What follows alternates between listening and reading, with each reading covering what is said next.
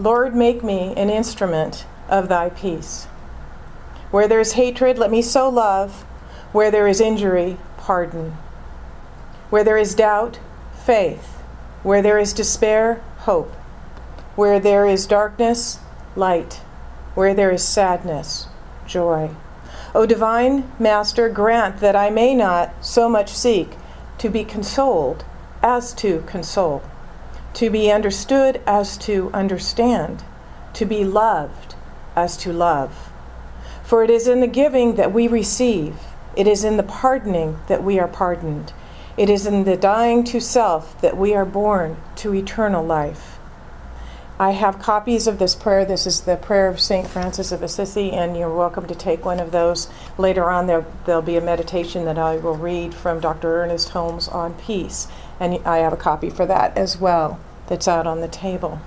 And for the rest of this month of September, we're going to explore this profoundly significant and beautiful prayer that was written over 800 years ago by a Catholic monk in Italy who was canonized in 1228 and became St. Francis of Assisi, the patron saint of the animal kingdom. And as you all know, or most of you do, animals, especially little tiny wiener dogs, are very near and dear to my heart. Yes. So he's a favorite of mine.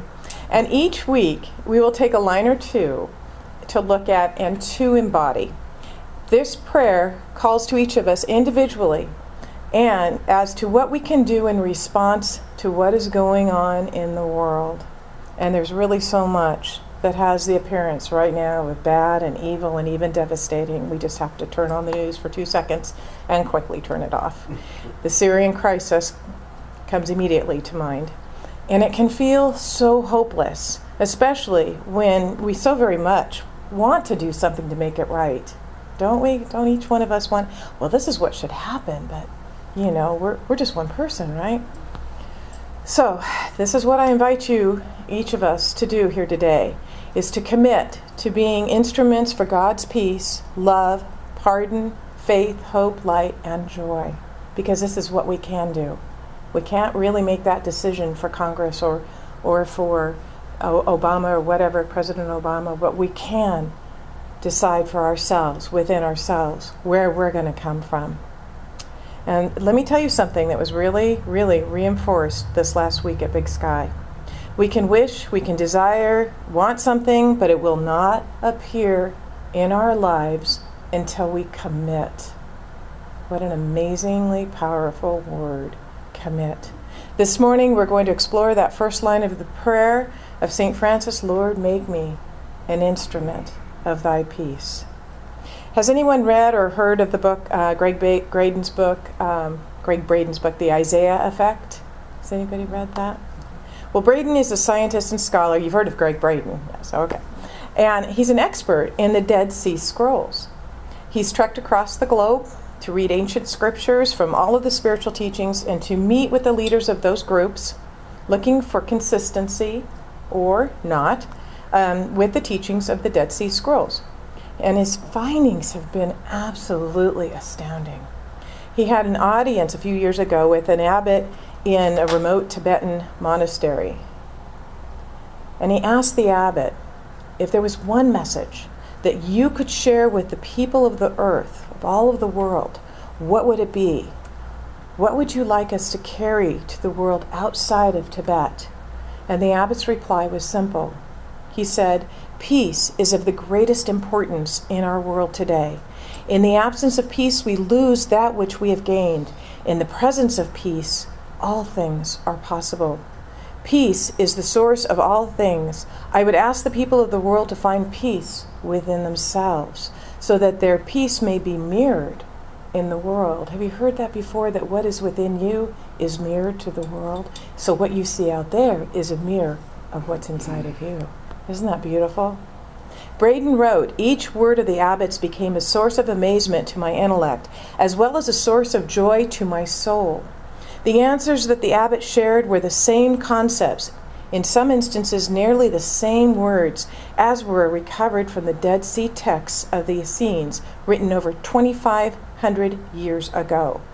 Through the Essene Gospel of Peace, for example, the Essenes began a lengthy discourse on peace by opening with a single eloquent passage. Peace is the key to all knowledge, all mystery, all life. So who were the Essenes?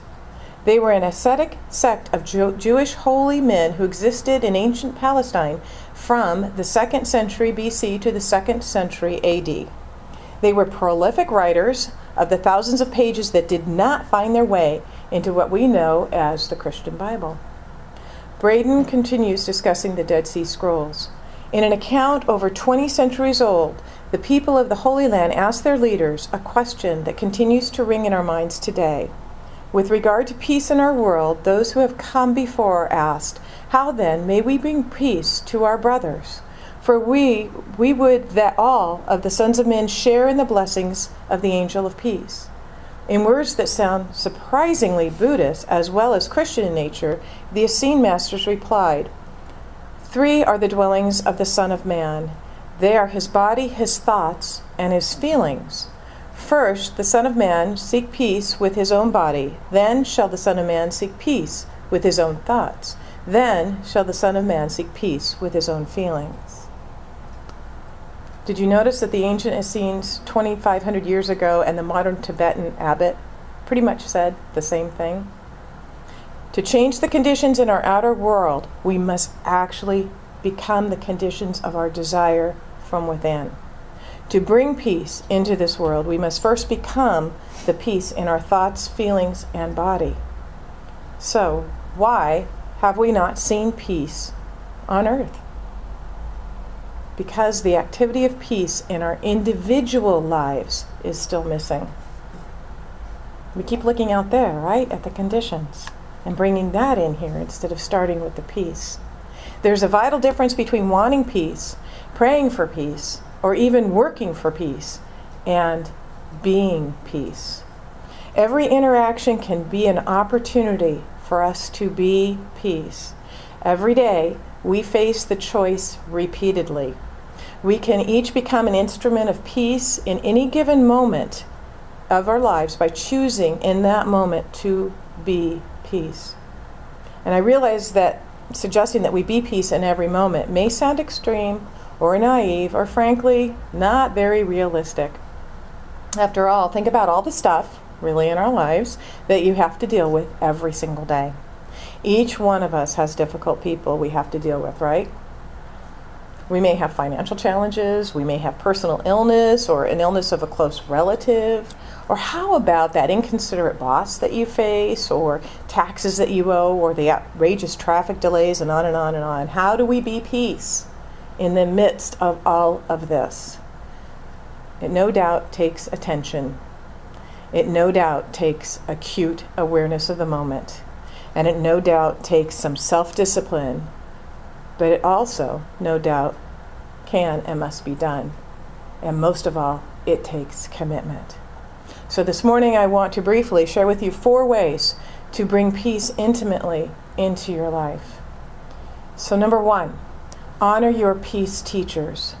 Wayne Dyer suggests in There's a Spiritual Solution to Every Problem that the most important moments for cultivating being peace are when we find ourselves right smack in the middle of a tumultuous exchange, when someone is argumentative, surly, or irrational, and in our face, and we feel anything but peaceful. Anybody had that happen?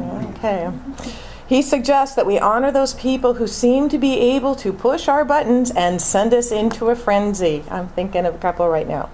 Spouse, child, coworker, boss, employee, neighbor, friend.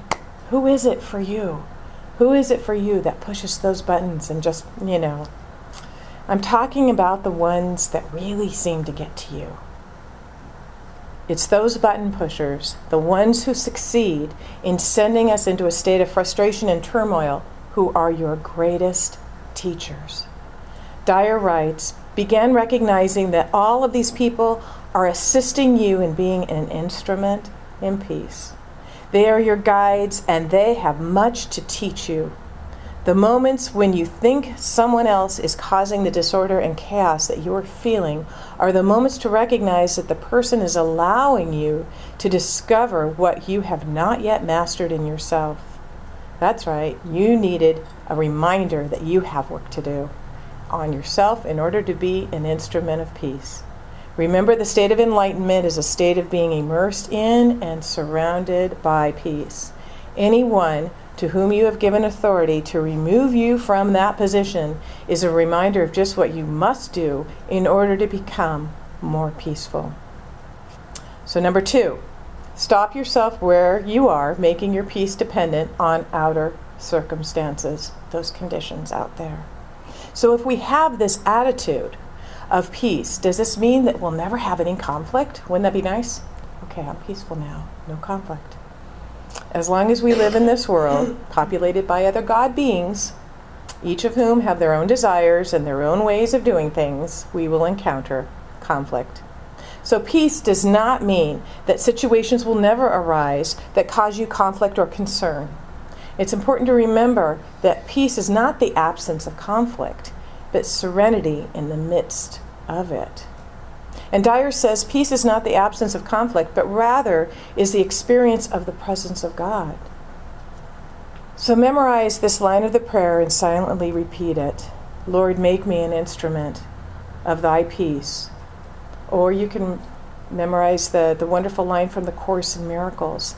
I can choose peace rather than this. Whenever we're faced with this, I can choose peace rather than this. When you come to the realization that you can choose peace, even in the most trying of moments, you become an agent of God. An agent of God as me, an agent of God as you. For you are the divine expression of the One.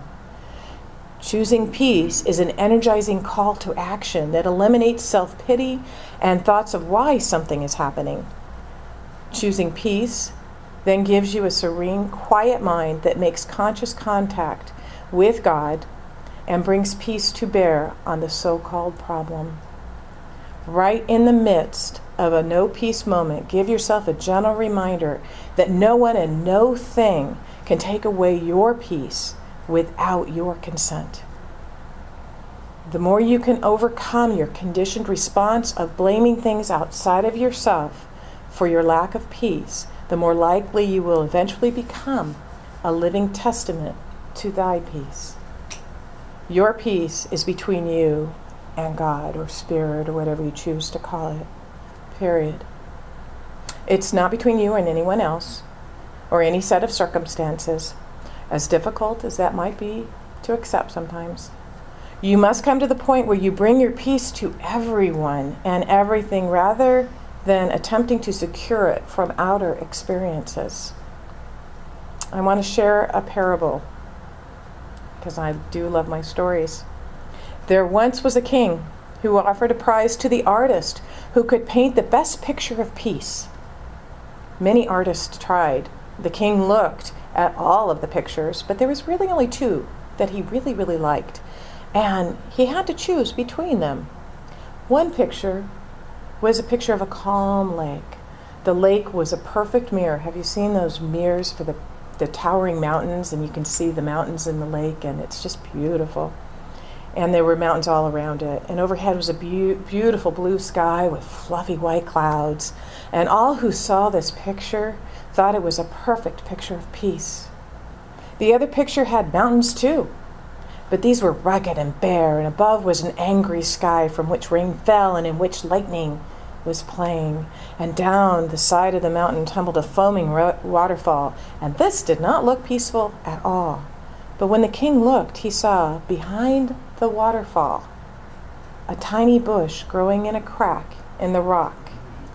In the bush, a mother bird had built her nest. There, in the midst of the rush of angry water, sat the mother bird on her nest. Perfect peace. So which picture do you think won the prize? The king chose the second picture. And do you know why?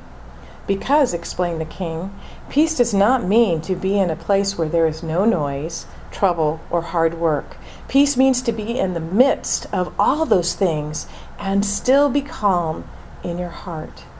That is the real meaning of peace. Remember, your peace is not determined by outer circumstances, but by your inner connection with Spirit, with God. So number 3, Practice thinking peace. Remember, you become what you think about all day long. Thoughts are things, aren't they? How often do you clutter your minds with thoughts of non-peace? Well, just about any time someone cuts me off in traffic, I know those thoughts just come right in. I'm still working on that. How many times a day do you say out loud how terrible the world is? Oh, isn't that awful? Oh, no. Look what happened. Oh, that's just terrible, right? How violent we have all become. Look what's happening. Oh, gosh, did you read about that? How racist we are. How little the government cares about us. Oh, don't even read Facebook, right? All of these thoughts and their expression are indications that you've become trapped in a non-peaceful mind and therefore a non-peaceful world. Mary Morrissey mentioned something, I think it was Mary Morrissey who said this, but that our definitions of what we see are truth. We define it. So we can define what we believe as to be the truth. And that holds. Was it Mary who said that? I think so. And so it was interesting. How am I defining this? We have so much more power than we realize. Every time you bemoan the horrors of the world or listen to media reports on all that is evil out there or read the tabloids that exploit the unpleasant facts about other people's lives, you're containing the conditioning that takes away from becoming an instrument of thy peace. When you remind yourself that for every act of evil there is 1,000 acts of kindness. Think about this. How many acts of kindness are just not reported in every news account? You put your thoughts back on peace. When you stop someone who's relating yet another disaster story and change the tone to something more loving, you become an instrument of peace. When you stop yourself from rehashing the same old scenes with new characters concerning accidents, crimes, poverty, mistreatment, disasters, of all kinds, and put your mind on making these things disappear, you become an instrument of peace. Number 4, becoming a peacemaker. Each day you're provided with many opportunities to become a peacemaker and to practice peacemaking. St. Francis wrote, "For it is in the giving that we receive. By giving peace, you will receive peace, and after you are at peace, your problems begin to dissolve or fade so far into the background that you forget that they're there." By becoming a peacemaker, you're literally providing yourself with a remedy for virtually all of your anxious moments. Today, starting today, be on alert for any opportunity to become a peacemaker. When you succumb to road rage today, or will you stop and notice your response and reroute it with a prayer or deep breath or compassion? It's a tough one. I personally, find myself being annoyed if someone doesn't put their blinker on. And man, I could have turned right 20 minutes ago while I was waiting for you to turn, but I didn't know you were going to do that. But I will reroute my feelings today. I'm making a commitment to do that. I will treat these people with compassion. I'll reroute it with prayer. Will you call the difficult sales clerk an idiot, or will you exhibit kindness and grace while dealing with her or him?